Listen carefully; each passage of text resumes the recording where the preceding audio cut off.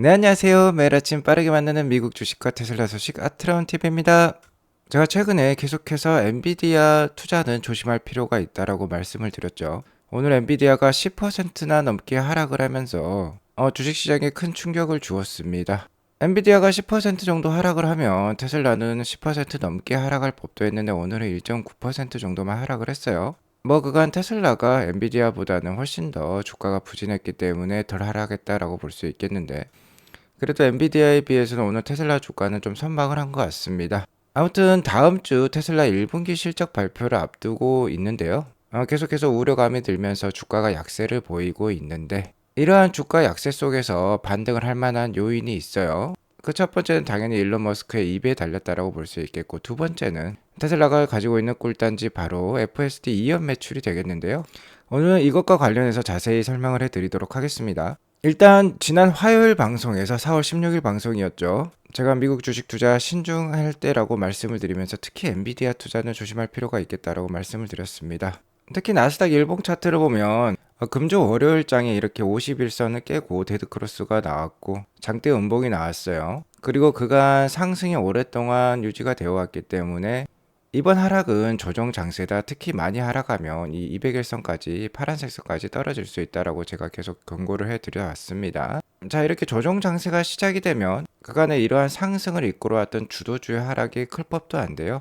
역시나 대표적인 주도주는 엔비디아죠. 엔비디아 역시 이미 전주에 이렇게 데드크로스가 나오면서 주가의 전반적인 하락이 있을 것으로 예상이 들었어요. 현재 중동의 정세 불안과 함께 미 연준의 기준금리 인하 그런 기대감도 상당히 줄어드는 모습입니다. 계속해서 투자에 주의가 요구되는 그런 구간이라고 볼 수 있겠고요. 일단 엔비디아의 하락은 그가 많이 올랐기 때문에 자연스러운 하락 과정이 이어지고 있다고 보시면 돼요. 물론 엔비디아 관련해서 각종 언론들은 당연히 이 이유를 설명한 기사들을 내보내고 있는데요. 일단 첫 번째로 꼽는 거는 한 3일 전에 나왔던 ASML의 실적이 예상보다 부진했다라는 겁니다. 반도체 제작 공정에서 가장 중요한 장비가 노광 공정 장비라고 볼 수 있겠는데 ASML은 이 장비의 독점 업체이죠. ASML의 매출과 수주액이 줄어들었다라는 것은 엔비디아와 같은 전방 산업이 좋지 않다라는 신호로 간주가 되기 때문에 지금 엔비디아 주가에 영향을 미치고 있다라고 볼 수 있겠고요. 자, 이에 따라서 엔비디아 주가가 오늘 10% 이상 하락을 했다라고 합니다. 물론 추후에 나올 엔비디아 실적의 뚜껑을 열어봐야지 알겠지만 또 갑자기 젠슨 황이 나와가지고 우리 향후 가이던스 너무나도 좋다 밝다라고 또 얘기하면 주가가 또 급등할 수도 있겠죠. 자, 아무튼 어제까지나 엔비디아의 현재 주가 하락은 많이 올랐기 때문에 하락을 하는 것이고요. 현재 매크로 상황이 그렇게 호락호락하지 않기 때문에 좀 더 주가 조정이 이어질 수 있겠습니다. 투자에 참고하시기 바라겠고요.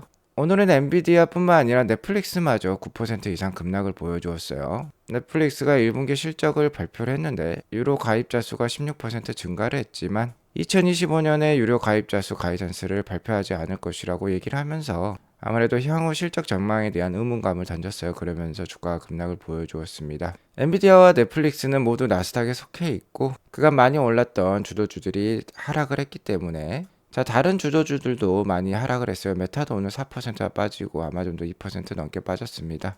반도체 영역 오늘 엔비디아가 10% 그러니까 대장주가 이렇게 떨어지니까 나머지 주식들도 많이 하락을 보여주었어요. 자, 그러면서 오늘 나스닥 2% 넘게 하락을 보여주었습니다. 다만 다우지수는 괜찮은 모습이었어요. 자, 아직까지 이란과 이스라엘 분쟁 계속해서 이어지고 있습니다. 어제는 이스라엘이 이란의 보복적 공격을 단행을 했어요. 이란 본토를 공격했다는 점에서 충격을 주었지만 확전을 피하기 위해서 제한적 군사 옵션을 썼다는 분석이 많습니다. 특히 이란의 핵 시설들은 전혀 공격을 하지 않았어요. 뭔가 짜고 치는 고스톱 같다라는 표현도 있었습니다.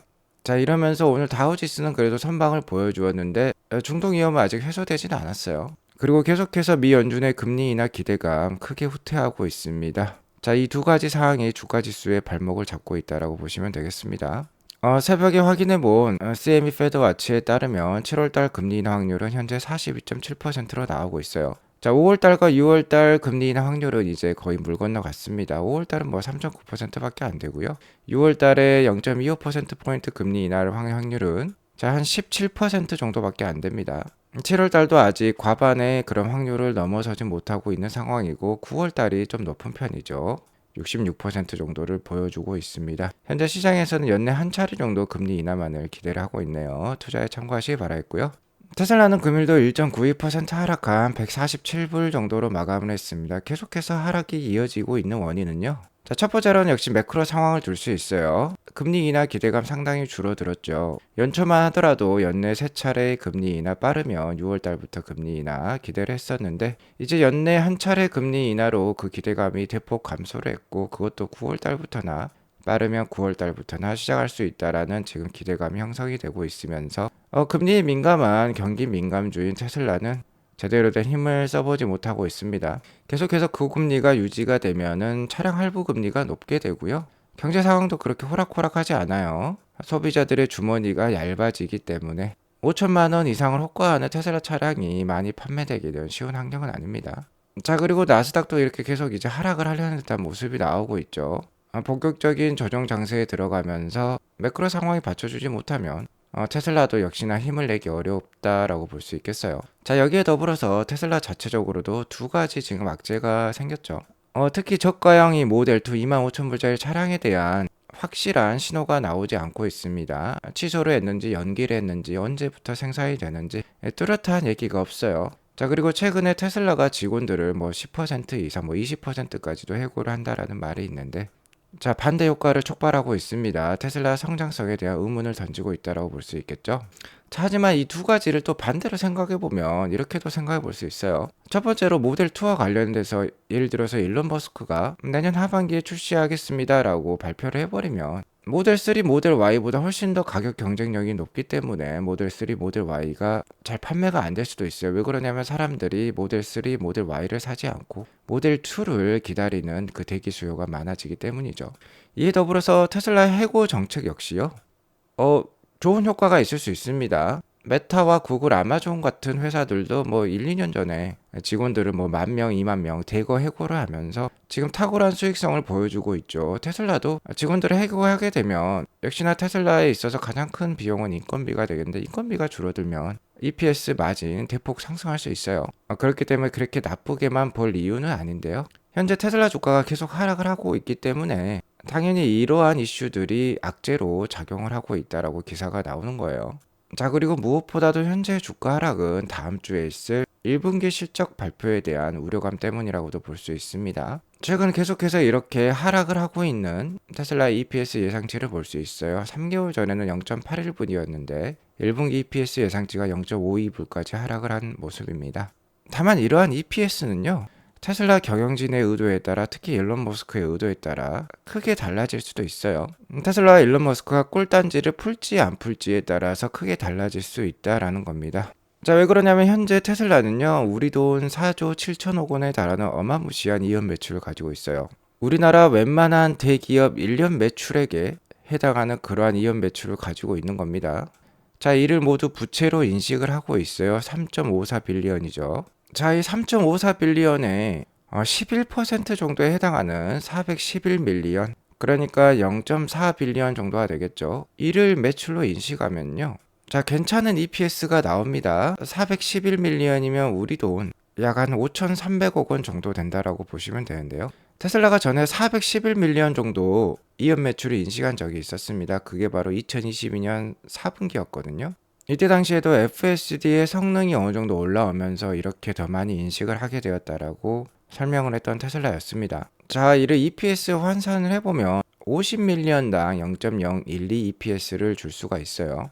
그러면 411밀리언을 50으로 나누게 되면 그리고 여기에다가 0.012를 곱하게 되면은 테슬라가 인식을 할 수 있는 EPS가 나오게 됩니다. 이게 바로 0.09864가 되는데요.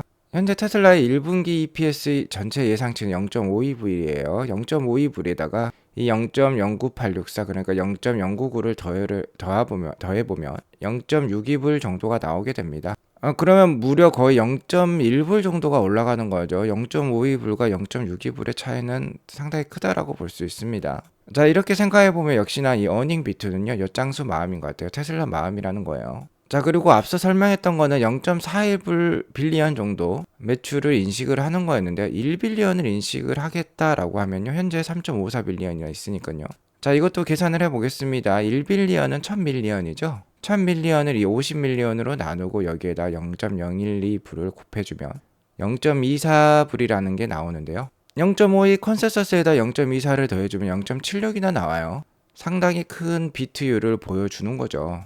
자, 그러니까 테슬라 주가 지금 약한 상황입니다만 만약에 정말 이런 식으로 테슬라가 이연 매출을 많이 인식을 하게 되면 꽤 괜찮은 실적이 나오면서 실적 발표를 하자마자 주가가 좀 괜찮은 모습이 나올 수도 있겠죠. 자, 왜 그러냐면 이런 기관들의 컨센서스는 이연 매출을 거의 포함하지 않고 있습니다. 자동차와 에너지 그리고 서비스 매출액 이런 것들 위주로만 되어 있기 때문이죠. 자, 정말 이번 1분기에 또 다른 FSD 대규모 이연 매출 반영을 볼 수 있을까요? 뭐 지난 2022년 4분기와 같은 규모만 되더라도 괜찮은 실적이 또 나올 수도 있는데요. 지난 SEC에 그러니까 미국 증권거래위원회에 테슬라가 제출한 레포트를 보면요. 2022년 4분기 매출액에서 이연 매출을 많이 반영한 이유가 나와 있습니다. 북미의 대규모로 FSD를 릴리즈하면서 기능을 업데이트하면서 많은 이연 매출 인식을 했다라고 테슬라는 지금 표현을 하고 있는데요. 자, 이렇게 따지면 이번 1분기는 정말 괄목할 만한 FSD 기술의 발전이 있었죠. 특히 3월 달에는요, FSD 12.3이 배포가 되면서 상당히 큰 반향을 일으켰습니다. 자, 일론 머스크는 FSD 버전 12.3은 빅 릴리즈고 버전 13이라 불릴만 하다라고 했고요. 이 버전이 나오면서 상당한 호평이 이어졌어요. 정말 인간처럼 부드럽게 운전을 한다. 이젠 정말 FSD가 스스로 생각을 하는 것 같다라는 평이 많았습니다.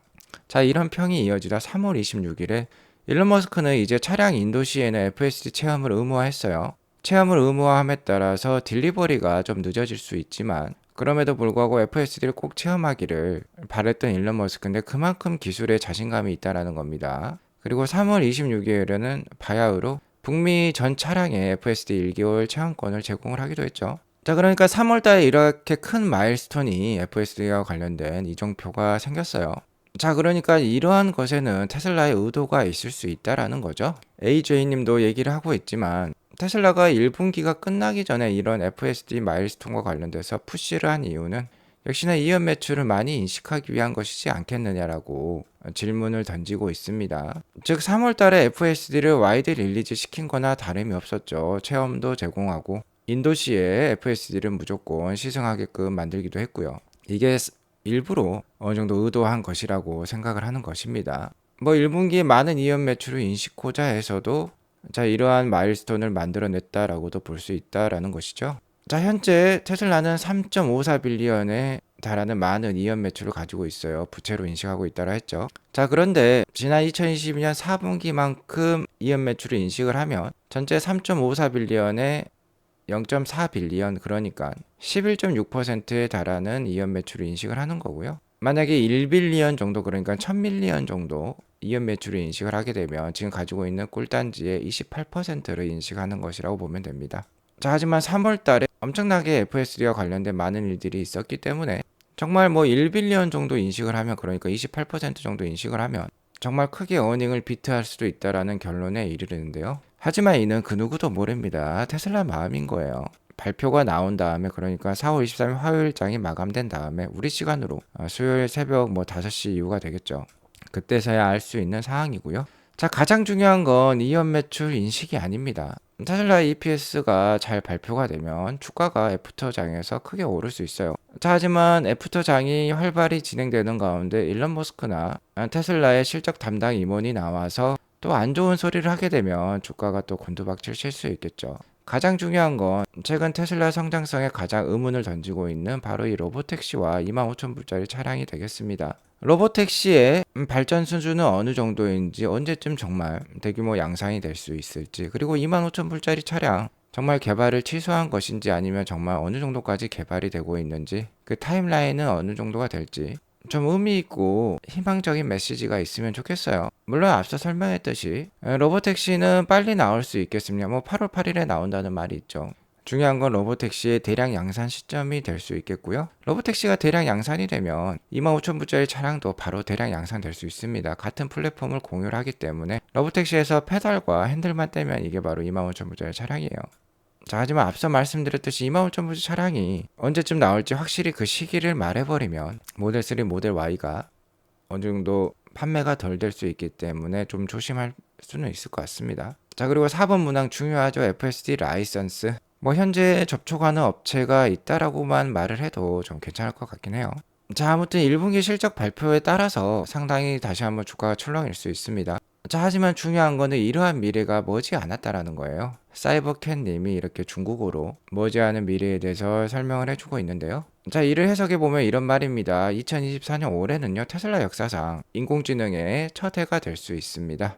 현재 FSD 버전 12가 놀라운 능력을 보여주고 있죠. 자, 센서가 없이 퓨어 비전, 그러니까 카메라만으로 엔드투엔드 AI 기능을 통해서 인간과 같은 운전을 지금 실현하고 있어요. 현재 테슬라와 일론 머스크는 이 전략이 옳았다라고 생각을 하고 있고 상당히 밀어붙이고 있죠. 엔비디아로부터 뭐 H100, 뭐 10만 대 칩을 사가지고 더욱더 AI 기술에 박차를 가하고 있습니다. 그리고 테슬라는 이와 관련된 미친 제조 능력을 가지고 있죠.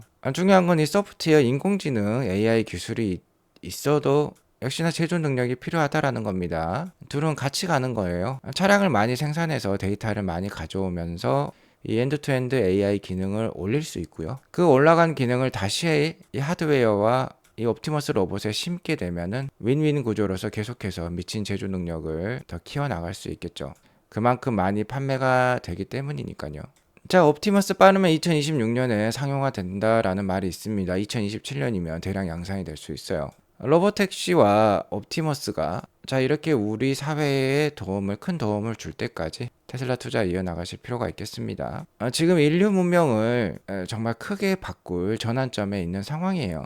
이렇게 어려운 주가 상황에서 역전의 영상처럼 테슬라 투자를 잘 단행을 하셔가지고 향후 10년 후, 20년 후에 정말 그땐 그랬지, 그땐 힘들었지만 정말 그때 투자하길 잘했다 라고 생각하실 수 있게 마인드 관리 잘 해나가시면서 투자 잘 이어나가시면 좋겠습니다. 오늘 이것으로 방송을 마치겠고요. 오늘 방송이 도움이 되었으면 구독과 좋아요, 알람 설정 꼭 눌러주세요. 자, 그리고 아트론TV 멤버십도 많이 사용해 주시고 사랑해 주시기 바라겠습니다. 월 점심 한 끼 가격 8,990원만 아끼면 매일 좋은 인사이트 가져가실 수 있습니다. 자, 모쪼록 많은 관심 부탁드리겠고요. 행복한 주말 보내시기 바라겠습니다. 감사합니다.